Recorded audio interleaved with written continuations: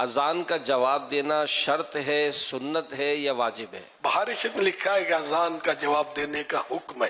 جب اذان دی جائے تو اس وقت بات چیت، کام کاج جہاں تک ممکن ہو روک کر اس کا جواب دے، ثواب بہت ہے اس کا.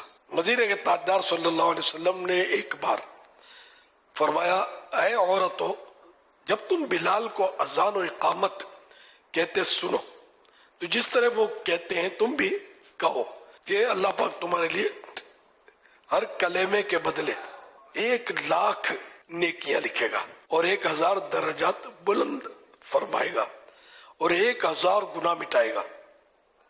خواتین نے سن کر عرض کی، یہ تو عورتوں کے لیے ہے، مردوں کے لیے کیا ہے؟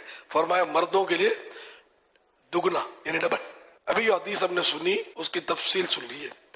اللہ اکبر اللہ اکبر یہ 2 کلمات ہیں. اس طرح پوری اذان میں کل 15 کلمات ہیں، 15 الفاظ ہیں. اگر کوئی اسلامی بہن ایک اذان کا جواب دے، یعنی مؤذن صاحب جو کہتے جائیں اسلامی بہن بھی دہراتی جائے، تو اس کو 15,00,000 نیکیاں ملیں گی، 15,000 درجات بلند ہوں گے. 15,000 درجات گریڈز، 15,000 میں 15,000 گریڈز اپ ہوں گے. تو 15,00,000 میں 15 لاکھ نیکیاں ملیں گی اور 15,000 اور 15,000 گناہ معاف ہوں گے. اور اس طرح بھائیوں کے لیے یہ سب دگنا ہے، ڈبل ہے. فجر کی اذان میں 2 مرتبہ الصلاۃ خیر من النوم بھی ہے.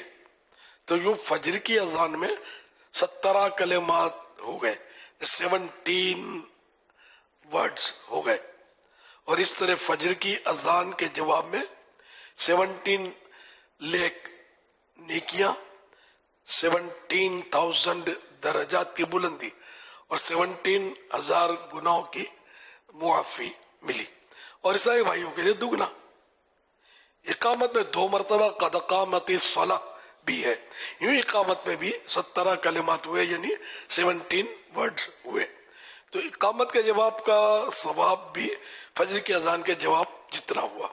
الحاصل اگر کوئی اسلامی بہن اہتمام کے ساتھ روزانہ 5 نمازوں کی اذانوں اور 5 اقامتوں کا جواب دینے میں کامیاب ہو جائے تو اسے روزانہ 1,62,00,000 نیکیاں ملیں گی، 1,62,000 درجات بلند ہوں گے اور 1,62,000 گناہ معاف ہوں گے.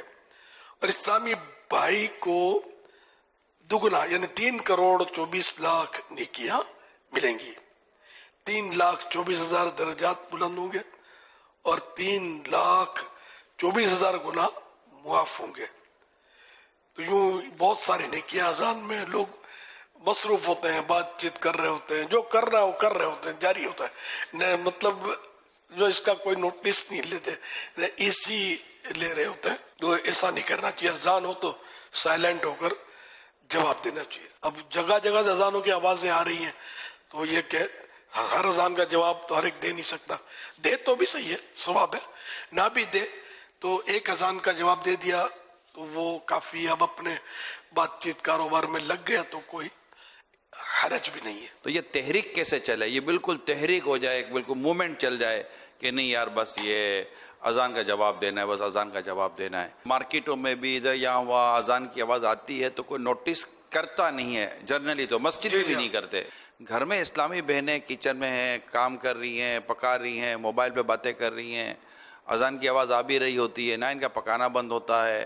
میں نہیں کہتا بھائی مطلب کہ سالن جلنے دے یا دودھ ابلنے دے، بھلے باہر نکل آئے، لیکن اگر ان کا مائنڈ بنا ہوا ہوگا کہ یار ہمیں اذان کا جواب دینا ہے اور یہ اتنی کروڑ نیکیاں، یہ لاکھوں درجات کی بلندی اور گناہوں کی مغفرت اور یہ بخشش کی جو باتیں ہو رہی ہیں، تو یہ تو روزانہ کی بنیاد پر. تو یہ پوری میں خود یہ بھی جیسے آج کوئی ایسی تحریک چلے، ہماری اسلامی بہنیں تحریک چلائیں، ہمارے اسلامی بھائی تحریک چلائیں کہ اذان کا جواب دو، اذان کا جواب دو. تو اگر یہ ہم خاموش ہو جائیں گے اور ایک بھی میں نے دیکھا ہے کہ اذان کا جواب دینا شروع کر دیتا ہے، وہ ہو تھوڑا مین، بعض اوقات جو صدر مجلس ہوتے ہیں نا، جو مین اسلامی بھائی ہوتے ہیں یا کوئی مین فرد ہوتے ہیں، اگر وہ خاموش ہو جاتے ہیں نا تو میں نے دیکھا ہے کہ عام ساتھ بیٹھے ہوئے بھی خاموش ہو جاتے ہیں. وہ تھوڑا سا اشارہ کرتے اذان کا جواب دے دیتے ہیں. تو یہ ماشاءاللہ دیتے ہیں اسلامی بھائی، اگر مل جل کے کریں تو. جیسے ہمارے حلقہ نگران بنے ہوئے، اب ماشاءاللہ یہ پتہ نہیں کتنے 100 یا سینکڑوں ان کے ماتحت ہوں گے.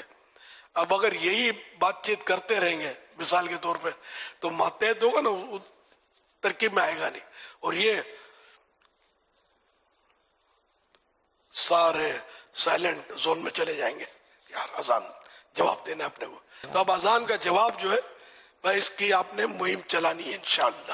جواب اذان کی تحریک جاری رہے گی انشاءاللہ.